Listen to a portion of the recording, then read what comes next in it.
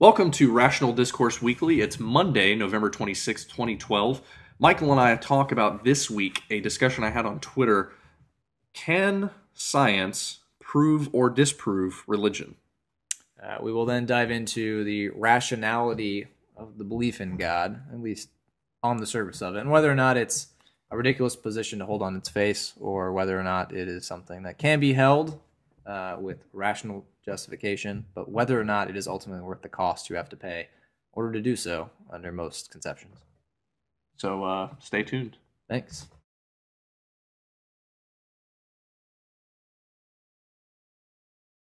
So this week I had an interesting discussion with a couple on Twitter. It started off I was actually talking with the girlfriend, and then after she was getting pretty offended and getting very angry with me. So you were Twitter cheating with this girl, and then her boyfriend found out and was very angry. Didn't like her girlfriend to discuss religion when he's not around, basically. Doesn't sound like a controlling guy at all. But we were having a discussion. She started off by saying that 95% of the world's ocean space is undiscovered, and that because of facts like that, there's no way that science can disprove God, or there's no way that we can know about the origin or creation of our universe. Yeah. And I think, if I remember correctly, she used the hashtag #FuckScience. So that showed obviously how the conversation would start. But says the girl who's tweeting on her laptop and or smartphone, which are entirely dependent on scientific advances. Yeah, and we covered some of those topics because she was basically denying all sorts of science. I even I would bring up things like modern medicine or hospitals, and of course she would say that the medicines are naturally occurring and that God gives doctors the power to heal people, not that they chemotherapy does grow like out in fields. There are cancer. Yeah, I hear it's one of the many corn crops. Yeah, it's one of the many uses of high fructose corn syrup. It's totally natural. But I was curious as to your take on the whole the role that science plays in kind of proving or disproving a God, whether or not it has to.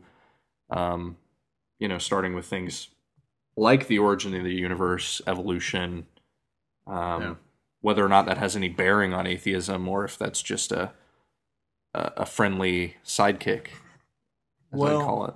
I think, in a sense, what science does is it gives non-theists a rational explanation for their worldview, which was lacking beforehand. Dawkins noted at one point, I think it was in an interview that I was reading, I don't know if he stated in any of his books, but when he discovered Darwinism, that basically gave him the rational foundation for his atheism. He had a framework with which to explain the world as he understood it. Yeah. That did not require a divine being for its existence or justification, or the causal framework that had caused things to become the way that they are. And I think that's where science ultimately comes in, is that it's not that science disproves God, and it's not that science could disprove God. You cannot prove a negative, logically impossible. But it does allow for a cohesive, justified worldview, and I think that it's ultimately one that is becoming increasingly more powerful, and has been for 200, 300 years. Well, and let me jump in real quick. One thing that I've heard a few times, and it makes sense from a philosophy standpoint about what little I know about philosophy. Of course, you went to school for it. Science can't disprove God because science works within the natural realm. Yes.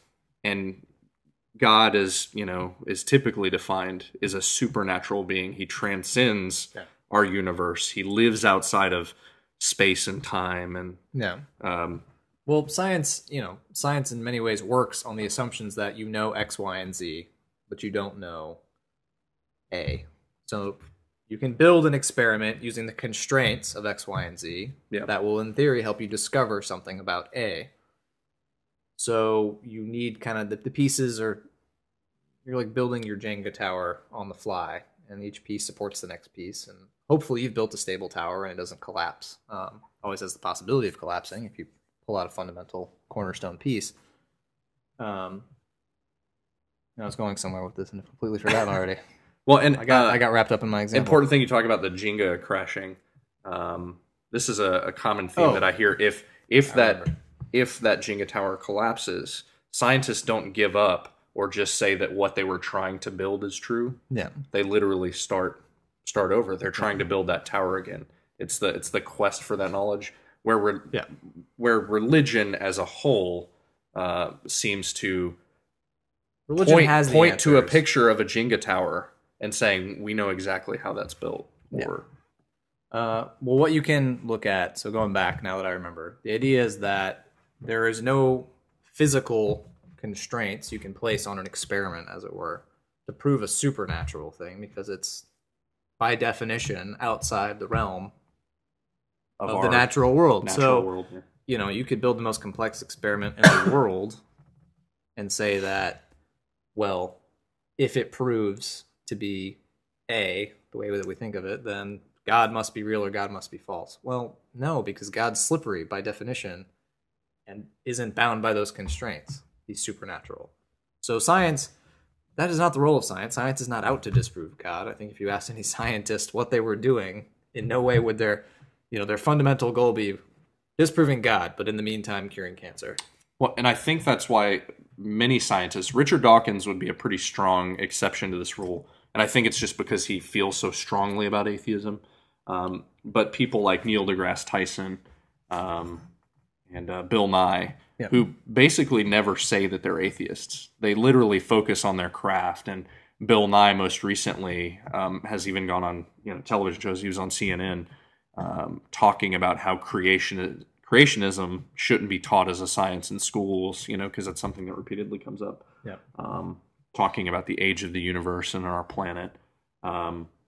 Which I did love. There was a little side I saw. It was a screen cap from someone's Facebook page of a post that someone had. It was basically like, yeah, I'd love Bill Nye if he stopped talking about like all the science stuff. Like if he stopped talking about climate change or evolution, I would totally be down for that show. And science that person disagrees with, basically. It makes me laugh because, you're threatened by something. So you just choose to basically say, I'm going to ignore it.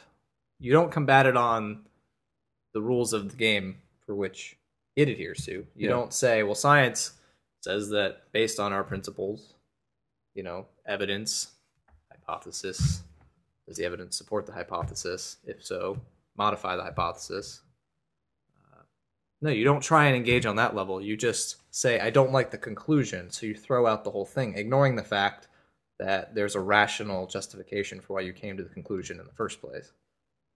It's not something that you can just throw out without also, in a sense, throwing out rational discussion. You're basically saying, I'm not going to even engage on the rational level. I'm simply going to toss out the conclusion and everything that goes along with it, because it conflicts with something else, I believe. Yeah, it's like I don't even want to look at the evidence, or I don't even want to entertain the possibility that I'm wrong. Yes. I think that's... and people really hate being wrong. Way to interrupt the podcast, William. Hope that was important. It was about the site of an old friend of mine. Oh. He was taking a look at We're the so site. popular. I mean, we're just getting bombarded by texts in the middle of our podcast about our podcast. It's just crazy. Soon we'll be on the red carpet at the Emmys. Flashing lights. Pop, pop. Yeah, this probably won't make it into the cut. No, it'll make it after the credits. Where it's going to make it. But basically, that's how... that's where the discussion led. And even though it started off kind of rough, she was using foul language, calling names... Well, if you use the hashtag fuck science, I can kind of see that this wasn't going to be the most highbrow discussion. She used the word faggots 10 tweets in. So let's back it up, though. Ignoring the fact that this obviously was someone who was just trying to be antagonistic and is not, I would say... is not contributing to the discussion. There are rational ways to be a theist. It's not that you are, on the face of it, an idiot for believing in a God. Yeah. That is in no way is that the case. The fact is, though, that based on your beliefs about your God, because you're positing something, you're putting a belief out there. It's not just that you believe in a God. Most people define the God with certain properties, whether it's omnipotence, omniscience, If you don't follow his rules, being you ever go to hell. present. You've now boxed him in a sense. You've given things that we can engage with and say, well, based on the fact that your God has these properties, how do you defend the fallout from those beliefs? There are consequences to what you believe. Yeah. And it comes down to that. So you get someone who has this kind of antagonistic belief towards science, as it were, because it conflicts with their belief on God. Okay, well, if you're just going to negate science as your argument, that there's no discussion there. But let's say that we go back. Let's say her position was trying to defend it a bit more rationally. There are so many mysteries left to be discovered, and that seem, in a sense, undiscoverable. That's, in a sense, where God comes in. God is the explanation for the unexplainable. Well, okay, that's not an unreasonable position. There are a whole lot of things that we simply cannot account for as it stands right now. Why is the universe here? Why is there something rather than nothing? That is, I think, the biggest question out there, period. Why is there something rather than nothing? And it's something we may never solve. And God is an explanation for that. Right. But let's say that you posit that as your belief. Okay, well, I simply push the question back one step. Why is there God rather than nothing? Okay, well, at least now we're engaging on a rational level, but I've shown that that's not a very good defense because you ultimately haven't actually answered the question. Rather than simply accepting the universe as a fact, you have accepted God as a fact. But we're still having to just take on faith a fact. Would I be correct in saying that's like introducing an extra layer of abstraction, like it's another it's complication? Because you are explaining something. Okay. God has an explanatory role. Okay. So you can explain the universe, cool, but you explain it by positing something else with no explanation. So at the end of the day, you get down to a fundamental concept for which you cannot give any explanation. It's called a brute fact in philosophy. Just sometimes as a relatively new atheist, it seems like the God answer seems to raise more questions than it answers. Well, and sort of in that vein, so you can go back to the very fundamental question: why is there something? Yeah. And you can posit God. Okay, well now let's fast forward. We know that there's something. We've both acknowledged that there is something.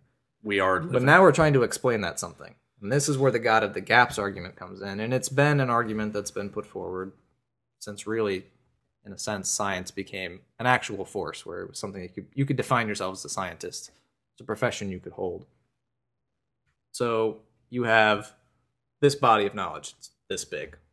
Cool. And then there's basically an infinite amount of stuff that you don't know yet. That God fills.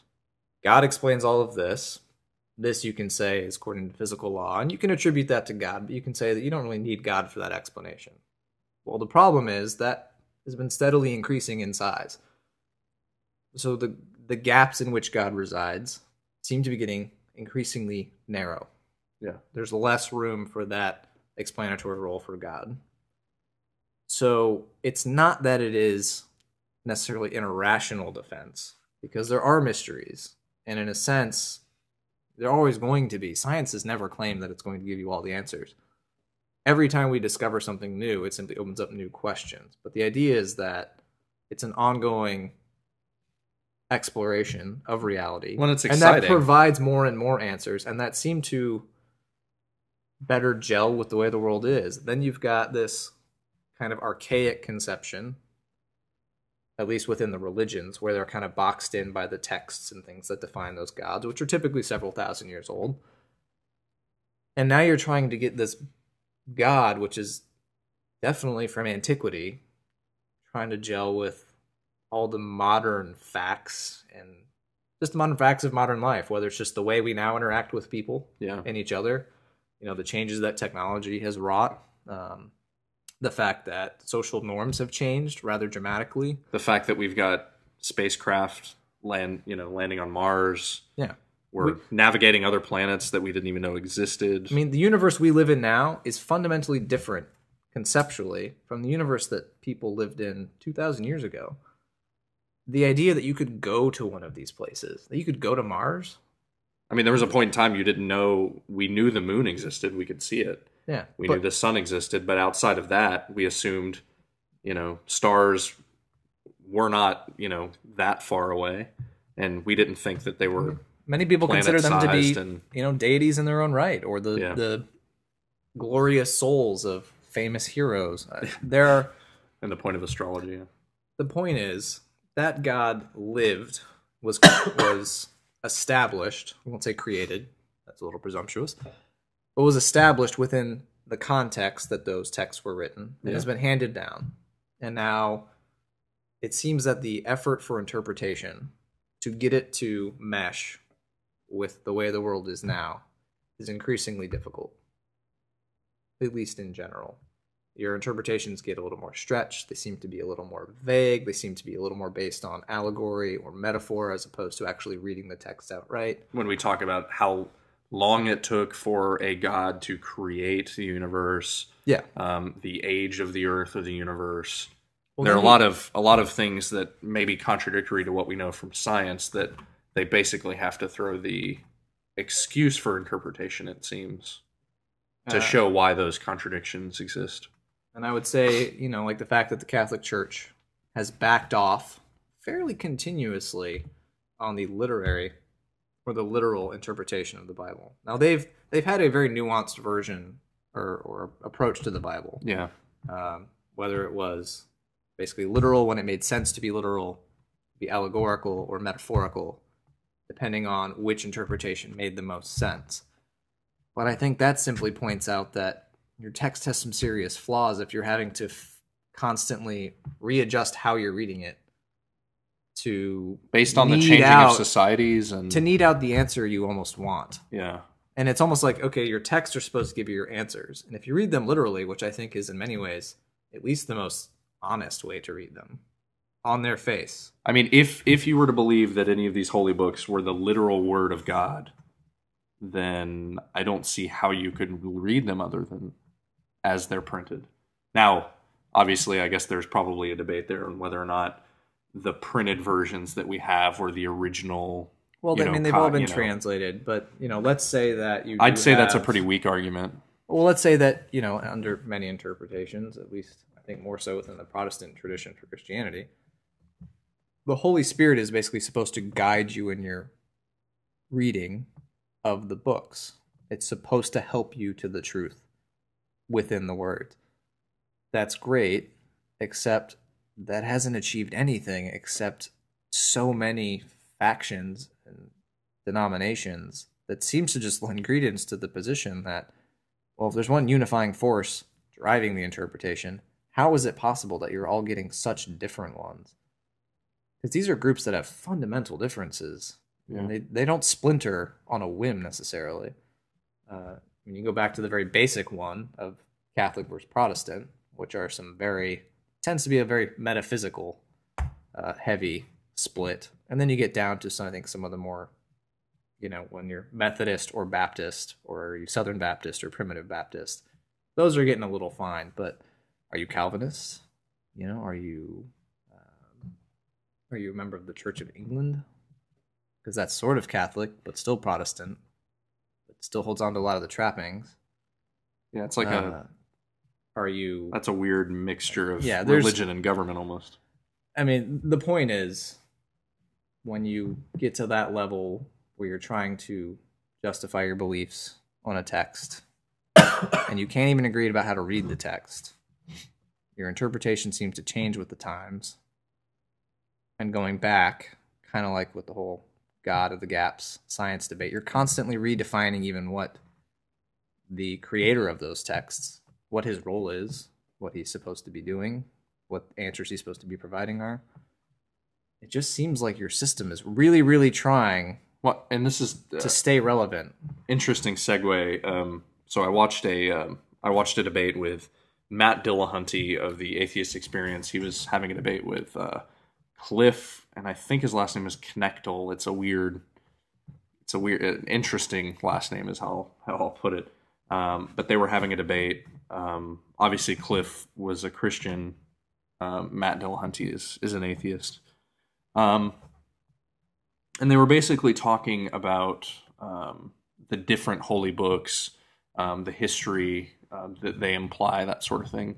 And Matt brought up an interesting point that he thought that the fact that the debate has been going on for so long, the debate between atheists and religion as a whole has been going on so long without religion making any headway. Basically, not getting any further to proving the existence of God, not getting any further at proving that their holy books are completely factual or a completely accurate story of what actually happened in our past. And a representation of how things should be, how they were, and how they ultimately will be. And as he pointed out, all of these holy books, they're full of factual history, things that you can cross-reference with non-religious accounts that, this is how Rome existed, or this fire actually happened, or, the fact that this war, Pontius whatever. Pilate was not in power to execute Jesus. Yeah. Oh, no, was that Herod? Am I getting them confused? In any case, I know the history there is confused. I know what you're talking about. I'm sorry, it was the man who was supposed to persecute all the firstborn sons, I guess. Yeah. So was gone 4 years before the supposed birth. There is some truth in these stories, but things like Jesus's alleged death and resurrection 3 days later, like, yeah, the accounts of the Bible say that happened, but that's not. That's another question about taking these historic documents as at their face value. If you don't have supporting evidence from many other sources, it's like, do you question them? Because I know that you and I and most atheists do, but that's something that Matt Dillahunty was talking about in the debate. I'll post a link in the comments. It's a pretty interesting debate, and well, what's interesting, just to touch on briefly, is that it's not irrational to believe these type of things. But where it does start to become irrational is when you start applying a different set of rules to defend one position than you would defend another. So religious belief, especially in the face of, let's say, historical evidence, scientific evidence, if it's something relating to, the idea that the sun was stopped in its tracks to allow a battle to continue for a few extra hours. Well, I mean, that's a huge claim from a physical standpoint. So, we can potentially backtrack, look at that and say, okay, there's a whole slew of problems wrong with this. So we come back to the point of, now you're trying to take, here's how you would normally in your life. These are the rules you use to justify your day-to-day actions. And then use a completely different subset for religion alone, or that type of belief, spiritual or religious belief. Yeah. At what point is it irrational to have that second set of beliefs? At what point is it crazy to say, under normal circumstances, if this was a different book, if it wasn't called the Bible, or it wasn't called the Quran, or the Vedas, and I was to say, here are all the reasons why Harry Potter isn't real, and you would say, absolutely, 100% agree with that. Why then, though, if I turn out, oh, by the way, all the facts I pointed out actually were biblical facts, and you rejected them on their rational basis, why suddenly, because you changed the title effectively, do you suddenly throw out all of the rules that you just used to say, I agree with you that is an irrational thing to believe is true? And that, I think that's where we have such a problem with some of the diehard, especially the fundamentalists, I guess. Well, and you mentioned this in one of those previous podcasts. The biggest reason I would guess is just because these are beliefs that people hold so deeply. Yes. It's like some people will fight these beliefs with their dying breath. Yes. And I think our question it's the fear of being wrong, I think. Is that the way it should be? I don't think that behavior is rational, no. Well, no. I mean, that behavior is definitely saying, I'm going to ignore everything you're saying. Yeah. And again, it's not that you can't necessarily rationally engage and provide justifications, but again, at some point you're massaging your position so much to accommodate every single attack that you know rationally makes sense. And now you've got to try and do another spin move, another juke to get your position to accommodate it. It's becoming so tangled. I mean, at what point do you look at this just mess of tangled beliefs and justifications that have all been woven to try and, avoid the onslaught of facts or arguments or justifications against it? We simply say, this no longer makes sense. I mean, kind of like any scientific theory, we would look at it and eventually you go, there's so many holes in this, doesn't hold water. So you throw out the bucket. You don't throw out the water. You don't say all these beliefs are false, but the bucket's fine. You say, no, obviously the theory that we had is wrong, and the evidence that we're trying to fill this bucket with just doesn't hold, and out it goes. Now, of course, when it comes to something like faith, most people will say, well, I believe it on faith, and it shuts down the conversation, which is why I think it's important to try and not attack it on its face value, but try and, again, make those connections, those metaphors to the other ways that they might think about something. And then say, well, okay, let's just try and edge you towards, let's edge that rational system you're using towards your religious belief.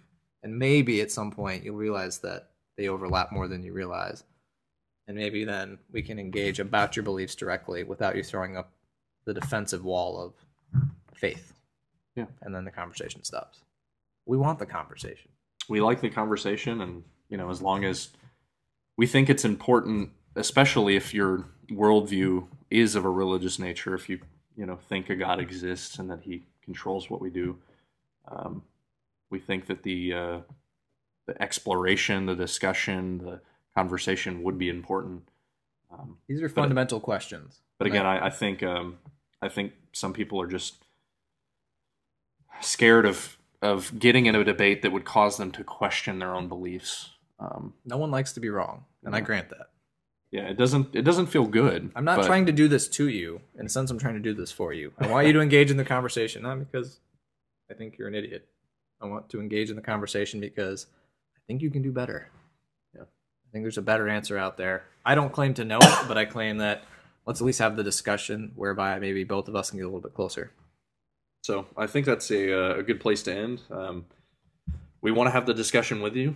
Feel free to visit us on our website, 37g.tv. Yep. We're on YouTube. We're now on iTunes. If you search iTunes for Rational Discourse Weekly, we're the only result. And you can subscribe to our audio feed from there. Every week when I edit and put out a new episode, the audio version will be available there. You can automatically download to your Mac, your PC, any iOS device. And we're working on getting the other the video podcast. The video, is a long-term goal, and then getting in some of the other podcast aggregators is another long-term goal. So we want to have the discussion. So feel free to visit us, and thanks for watching. Yeah, thanks for watching. You stole my line, Billy. Let's say it at the exact same time. Thanks for watching. You got it this time, or you want to practice real quick? No, that's fine. Okay. I don't practice. I'm entirely too good for that. Yeah. Yeah, it's just, sometimes if, like, what I was doing is I'm just saying it aloud real quick, like, faster than I normally would, and it's something I did when I stage acted in high school. I would say my lines really, really fast. I don't know why that made me laugh, the way you said stage acted. I am a stage actor. You should open with that. The Human Torch was denied a bank loan. loan. How now, brown cow? All right.